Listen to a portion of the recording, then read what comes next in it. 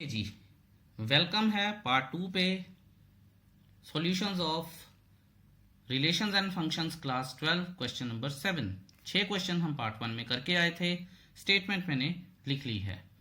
ये सारा कुछ उसने बता दिया है। एफ और जी दो फंक्शंस हैं, दोनों रियल नंबर से रियल नंबर तक हैं। ठीक है, फिर वो कहता है कि एफ ऑफ एक्स जो है एक्स प्लस वन है, जी ऑफ एक्स जो है x two x minus three है। हमें एफ प्लस जी निकालना है, एफ माइनस जी निकालना है और एफ अपॉन जी निकालना है। आप देखिए और आप रिकॉल भी कर पाएंगे, जब हमने अलजेब्रा ऑफ फंक्शंस किया था तो उसमें एक बात समझी थी कि दो फंक्शंस को जब हम ऐड करते हैं तो एक फंक्शन बनता है। ठीक है, कंडीशंस उसकी साथ में ही थी।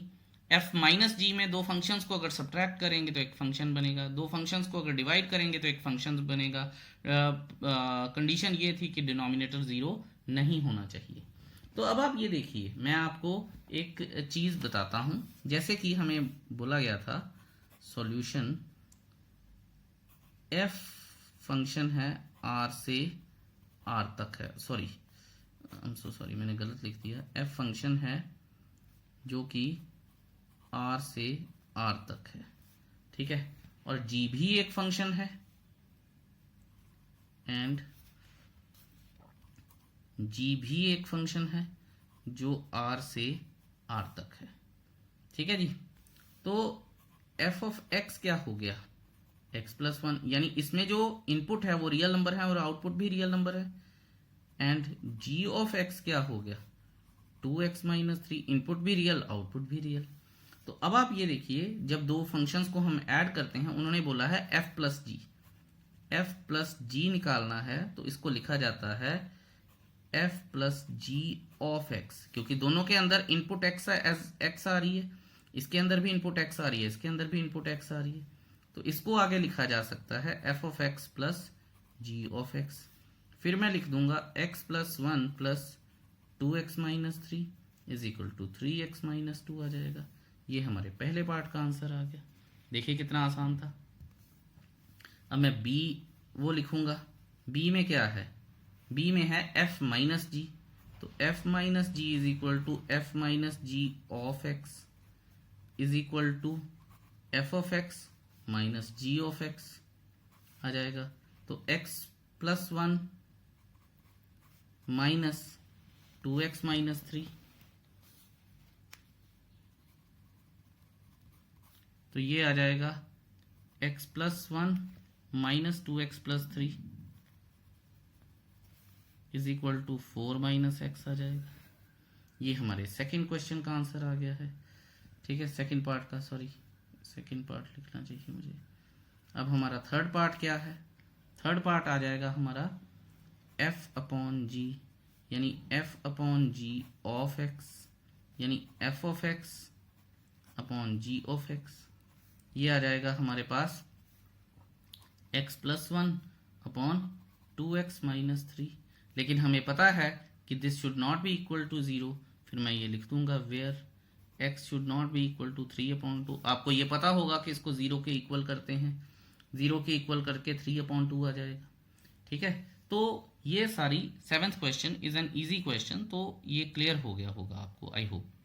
फिर भी कोई दिक्कत है तो ज़रूर पूछिएगा। अब चलते हैं एट्थ क्वेश्चन की तरफ। प्रोटोकॉल सेम है, आप कीजिए, नहीं होता है तभी वीडियो देखिए, अगर हो भी गया है तब भी देखिए, देखिए कि क्या कोई बेटर मेथड तो नहीं था इसको कर देगा।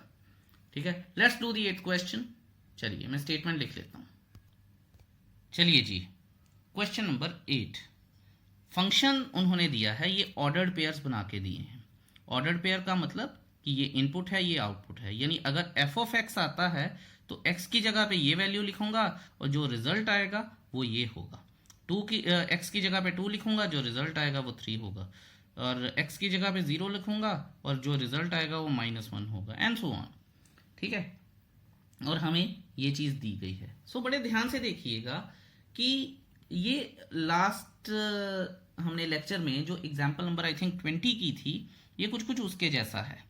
अब आप ये देखिए, देखिए ए और बी की वैल्यू निकालनी है for F of x. Function दिया है, इसका मतलब कि हर एक जो प्री इमेज है उसकी एक यूनिक इमेज बन रही है, यानी domain has a unique image and it is it becomes range. तो मैं ए और बी की कोई भी वैल्यूज डाल सकता हूं, लेकिन मैंने आपको बोला था कि कोशिश करनी चाहिए, क्योंकि यहां पे तो हम x की वैल्यू डालेंगे, तो कोशिश करनी चाहिए कि मैं कोई ऐसी वैल्यू उठाऊं जिससे एक वेरिएबल 0 ही बन जाए। ठीक है, तो मैं यहां लिखूंगा कंसिडरिंग, ठीक है, एक ऑर्डर्ड पेयर देख लेते हैं, कंसिडरिंग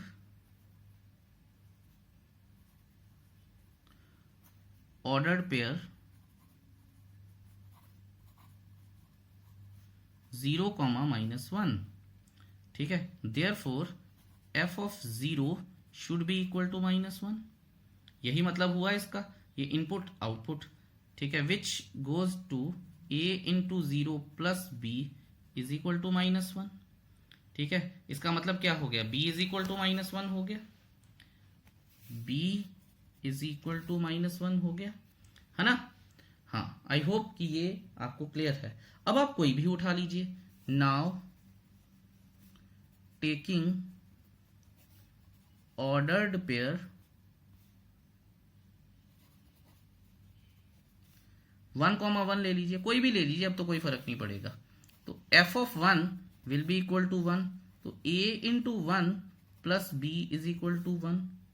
ठीक है, अब आप ये देखिए कि अगर मैंने पिछली इक्वेशन को या यहां पे ये 1 दे दिया है, तो यहां आ जाएगा a -1 is equal to 1 from 1।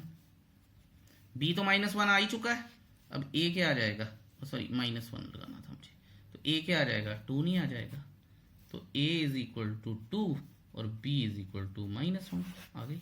देखिए कितना आसान है क्वेश्चन, एक्चुअल में हमें करना आना चाहिए, मुश्किल नहीं होता है। तो क्वेश्चन नंबर 8 भी हो गया हमारे पास से। अब हम करेंगे क्वेश्चन नंबर 9। लेट्स सी, अच्छा क्वेश्चन है। चलिए जी, क्वेश्चन नंबर 9 है, जैसा मैंने बोला कि अच्छा क्वेश्चन है। स्टेटमेंट एक बार मैं पढ़ता हूं। Let R be a relation from N to N defined by R is equal to a comma b such that a comma B belongs to N, यानी ए और बी की जगह मुझे नेचुरल नंबर्स की वैल्यूज इंसर्ट करनी पड़ेंगी। And a is equal to B square. Natural numbers में भी क्या है कि मुझे a की वैल्यू कुछ ऐसी रखनी है कि मैं b का स्क्वायर करूं तो वो a के बराबर आए। एग्जांपल देता हूं, जैसे 9,3, ठीक है, 3 का स्क्वायर कीजिए 9 आ जाएगा। 4,2, 2 का स्क्वायर कीजिए 4 आ जाएगा। 1,1, 1 का स्क्वायर कीजिए 1 आ जाएगा, एंड सो ऑन। अब उसने क्या बोला है कि कहता बताइए कि आर द फॉलोइंग ट्रू, क्या ये जो नीचे स्टेटमेंट्स दी हैं ये ट्रू हैं। तो पहली स्टेटमेंट है हमारे पास a, a belongs to r, ठीक है, for all the values a belongs to n। ठीक है, अब आप ये देखिए कि ये स्टेटमेंट देखने में ही गलत लग रही है। क्यों? क्योंकि 1 के लिए तो ये ट्रू है, a, a मतलब b की जगह पे भी अब a आ जाएगा। तो 1 के लिए तो ये ट्रू है, लेकिन बाकियों के लिए तो ट्रू नहीं है। ठीक है, अगर मैं 2 इनपुट देता हूं, ठीक है, तो ये क्या √2 आना चाहिए, पर वो नेचुरल नंबर ही नहीं है। सो यहां पे मैं लिख सकता हूं कि इट इज फॉल्स। और क्यों फॉल्स है उसका रीजन दे देते हैं। a is equal to A square is true only for a is equal to 1 but not for other natural numbers।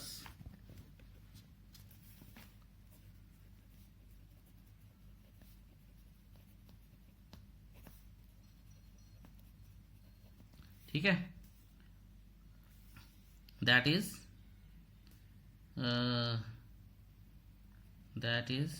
अगर a belongs to n, इसके लिए ये ट्रू नहीं है। ठीक है, hence it is not a relation, hence it is, यहाँ लिख लीजिए r is not a relation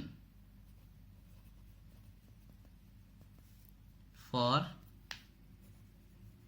a, a। ठीक है जी। अच्छा, अब हम बात करते हैं सेकंड पार्ट की। सेकंड पार्ट देख लेते हैं। उसने बोला है a, b belongs to r और b, a भी बिलोंग्स टू r होना चाहिए। तो सेकंड पार्ट है a, b belongs to R and sorry and नहीं, implies to B comma A should belong to R. अब देखिए ये भी गलत है, क्योंकि अगर यहां पे मैं लिख देता हूं, ध्यान से देखिएगा, इट इज फॉल्स।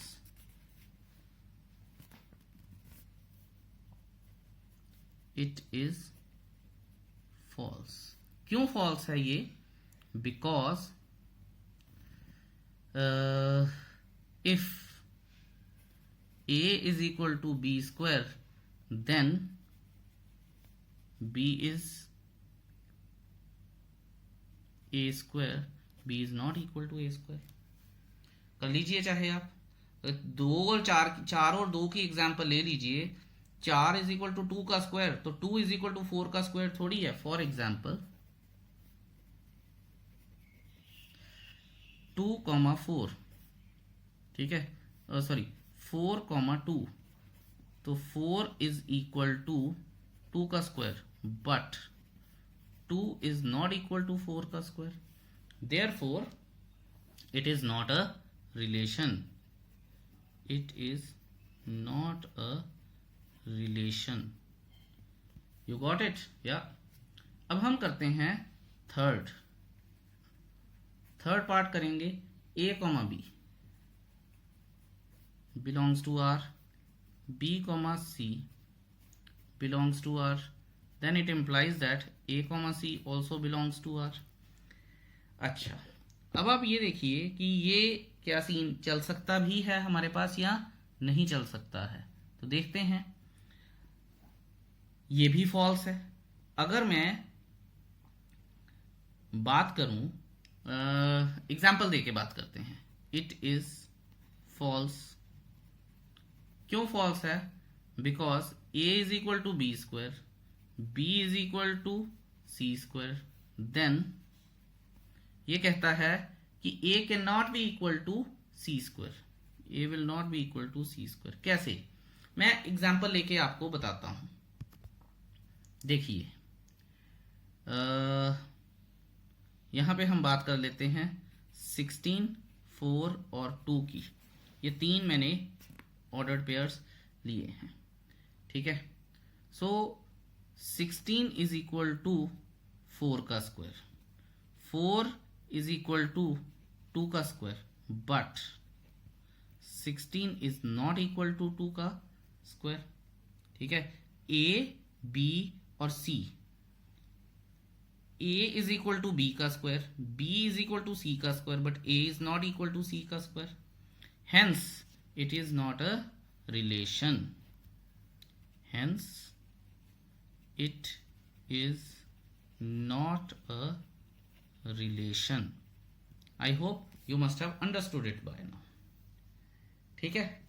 फिर भी इन क्वेश्चन में कभी कभी कोई परेशानी रह जाती है, अगर रहती है तो आप मुझे जरूर बताइएगा। क्वेश्चन नंबर 9 हो गया है। Let's move to the question number 10। वो भी अच्छा क्वेश्चन है, ध्यान से समझने वाला है, सो इसकी स्टेटमेंट को क्लियरली और केयरफुली पढ़ लीजिएगा। क्वेश्चन नंबर 10, स्टेटमेंट मैंने लिख ली है। 1 2 3 4 ए सेट है, 1 5 9 11 15 16 बी सेट है, और एक फंक्शन दिया है विद ऑर्डर्ड पेयर्स 1, 5 2, 9 3, 1 4, 5 2, 11। कहता है आर द फॉलोइंग ट्रू, और ट्रू क्या क्या देखना है हमने। f is a relation from a to b, ठीक है। a और b हमें ये दिया है। अब आप ये देखिए कि रिलेशन होने में सिर्फ पहली इनपुट होनी चाहिए और दूसरी आउटपुट होनी चाहिए। अगर ये है तो रिलेशन है, नहीं तो नहीं है। अच्छा, इस तरह के क्वेश्चन करने का सबसे आसान मेथड होता है कि आप एरो डायग्राम बना लीजिए। ये देखिए मैं एरो डायग्राम बनाता हूं, ठीक है। 1 2 3 4 1 5 9 11 15 16, ठीक है। ये आ गया 1 से 5, ये आ गया 2 से 9, ठीक है, 2 से 9। फिर ये आ जाएगा मेरे पास 3 से 1, फिर आ जाएगा 4 से 5,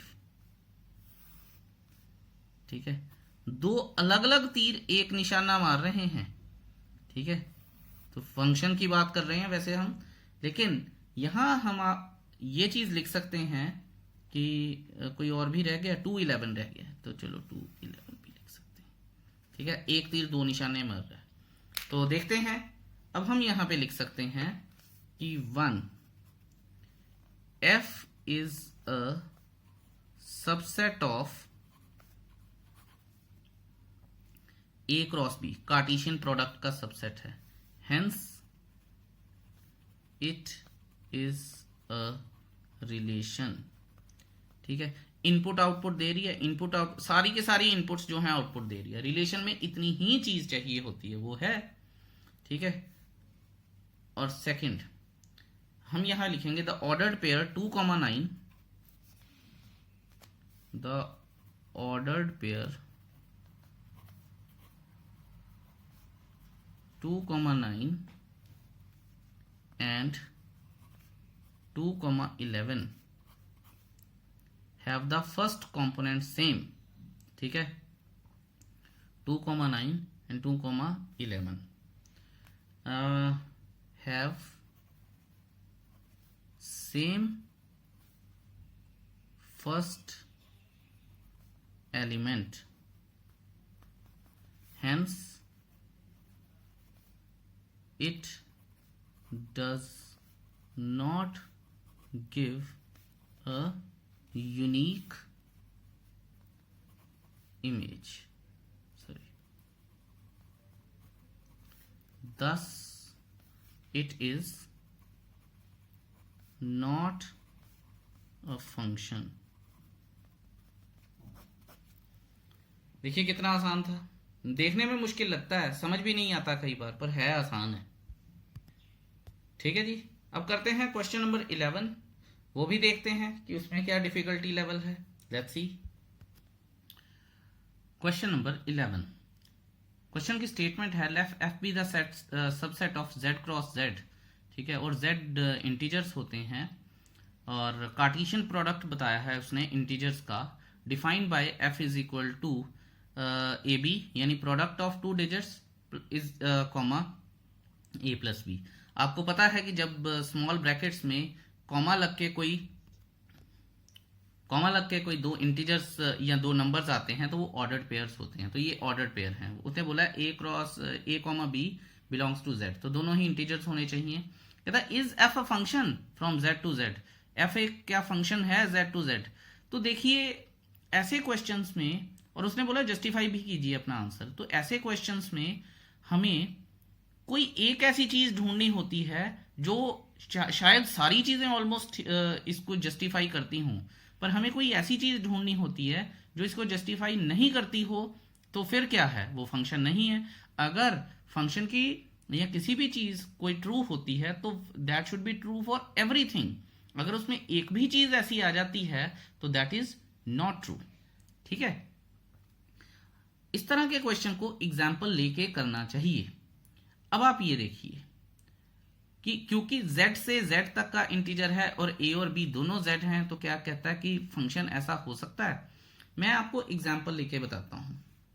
सॉल्यूशन लिखते हैं, let a is equal to 0 and b is equal to 1। तो a इंटू बी क्या हो जाएगा, 0 इंटू 1 इज इक्वल टू 0, और a प्लस बी क्या हो जाएगा, 0 प्लस 1 इज इक्वल टू 1। अब एक और नंबर ले लेते हैं, ठीक है, ऑर्डर्ड पेयर बना लेते हैं इसका, 0,1 दैट बिलोंग्स टू f, ठीक है। ये एक चीज लिख ली मैंने। Now let a is equal to 0 and b is equal to 2।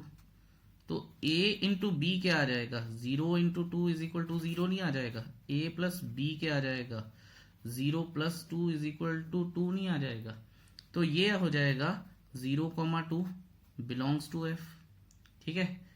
अब आप ये देखिए, ये वाली चीज जो है ये फंक्शन नहीं है। अब ये देखिए क्यों नहीं है, क्योंकि देखिए 0 इंटू 1 करने पे तो 0 आ रहा है, यहाँ पे 0 इंटू 2 करने पे भी 0 आ रहा है, लेकिन आप देखिए कि यहाँ 0+1 करने पे 1 आ रहा है और यहाँ 0+2 करने पे 2 आ रहा है, तो ये चीज़ें डिफरेंट होनी शुरू हो गई।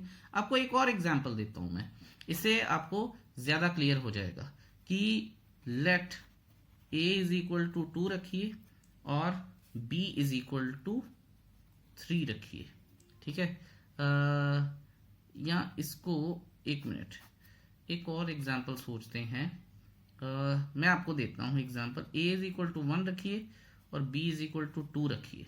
अब आप ये देखिए कि ऑर्डर्ड पेयर मेरे पास क्या बनेगा, 1 इंटू 2 2 बनेगा और 1 प्लस 2 3 बनेगा। ये एक ऑर्डर्ड पेयर आ गया। अब आप ये देखिए कि आप a को -1 रखिए और b को -2 रखिए। a is equal to -1, b is equal to -2। a into B कीजिए तो 2 आ रहा है और a प्लस बी कीजिए तो -3 आ रहा है। तो ये देखिए ये 2 और पीछे वाला 2 तो सेम था लेकिन 3 डिफरेंट हो गया। तो इसका मतलब क्या है, इसका मतलब है कि f is not a function, ठीक है। अगर आप क्वेश्चन की स्टेटमेंट को ध्यान से पढ़ेंगे तो आप ये देखिए, मैं आपको बताता हूं अब एरो डायग्राम से, जिससे आपको पूरा पक्का क्लियर हो जाएगा। ये देखिए जो हमने ये और ये, ठीक है, मैंने 0 इनपुट ली थी, मेरे पास आउटपुट क्या थी। अगर मैं अपना फंक्शन में यूनिक इमेज होनी चाहिए, यूनिक इमेज होनी चाहिए ना, तो यहाँ पे 1 आ रहा था और 0 ही पुट करके 2 आ रहा था, ठीक है। तो यूनिक इमेज कहाँ से आई, यूनिक इमेज तो है ही नहीं, एक तीर 2 निशाने लगा रहा है, ठीक है, तो जो कि हो ही नहीं सकता। Hence f is not a function. अब चलिए चलते हैं अपने लास्ट क्वेश्चन की तरफ, which is 12th question. Let's see, आसान है ये भी, देखते हैं। चलिए जी, क्वेश्चन नंबर 12 स्टेटमेंट मैंने लिख ली है। उसने बोला है let a is equal to, एक हमें सेट दे दिया है, f is equal to a to n। a यानी इनपुट ये है और जो आउटपुट है वो नेचुरल नंबर आना चाहिए। Defined by f of n is equal to, अब जो फंक्शन की डेफिनेशन दी है, highest prime factor of n, यानी जो हाईएस्ट प्राइम फैक्टर है वो आना चाहिए। तो देखिएगा, मैं ध्यान से आपको बताता हूं। अगर मान लीजिए कि मुझे for n is equal to 9, तो 9 के प्राइम फैक्टर्स क्या होते हैं, और प्राइम 9 के फैक्टर्स ऑफ 9 होते हैं 1, 3 एंड 9। तो इसमें हाईएस्ट प्राइम फैक्टर कौन सा है, ये यहां से भी ढूंढ सकते थे हम प्राइम फैक्टर्स बना के।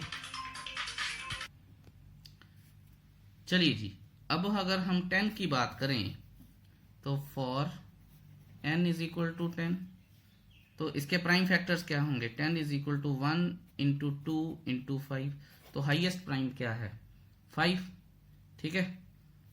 फिर हम for n is equal to 11 की बात करें तो 11 इज इक्वल टू क्या है 1 इंटू 11।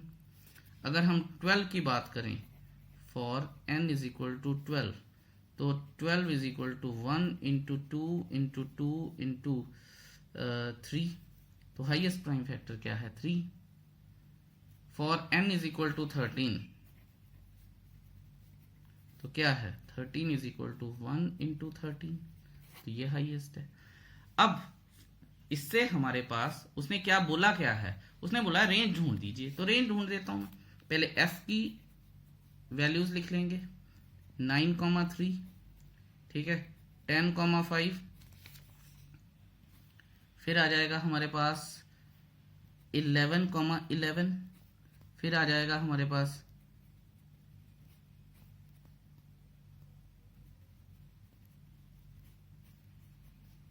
3, क्या आ जाएगी 3, 5, 11, 13, ये रेंज आ गई और यही हमारा आंसर है। See how easy it was. चलिए, ये चैप्टर भी खत्म, मिसलेनियस एक्सरसाइज भी खत्म। Thank you so much for watching this video so patiently. Have a beautiful day ahead. कोई दिक्कत हो तो मुझसे जरूर पूछिएगा। Bye bye.